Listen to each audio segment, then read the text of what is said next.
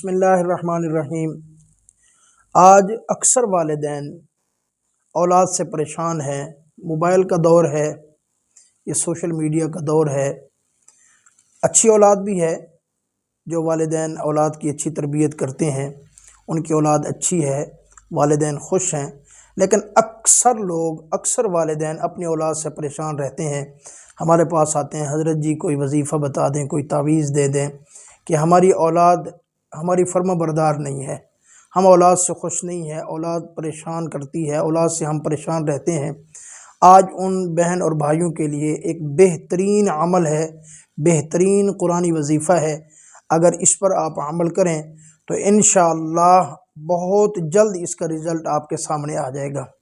قرآن شریف کے اندر سورۃ الاحقاف ہے، سورۃ الاحقاف کے اندر ایک آیت مبارکہ ہے، رب اوزعنی ان اشکر نعمتک التی انعمت علی وعلی والدی وان اعمل صالحا ترضاہ واصلح لی فی ذریتی انی تبت الیک وانی من المسلمین۔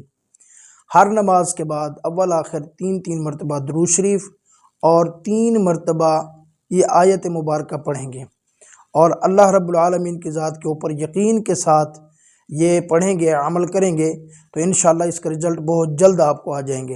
لیکن ایک بات اس میں یہ ہے کہ جب آپ پہنچیں گے فی ذریتی، رب اوزعنی ان اشکر نعمتک التی انعمت علی وعلی والدی وان اعمل صالحا ترضاہ واصلح لی فی ذریتی، جب ذریتی پہ پہنچیں گے تو تصور کریں گے اپنی اولاد کا، یا اپنی اولاد میں سے اس اولاد کا، آپ کا بیٹا یا آپ کی بیٹی ہے جو آپ کا کہا نہیں مانتے یا پریشان ہے آپ اس سے، نافرمان ہے، تو اس کی نیت کر لیں گی فی ذریتی کے اوپر، پھر پڑھیں گے انی تبت الیک و انی من المسلمین ہر نماز کے بعد۔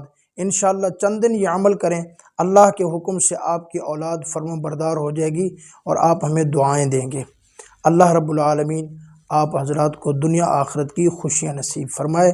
اللہ پاک ہر گھر کو پرسکون اطمینان والا بنائے، ہر گھر کو جنت کا نمونہ بنائے۔ آمین ثم آمین۔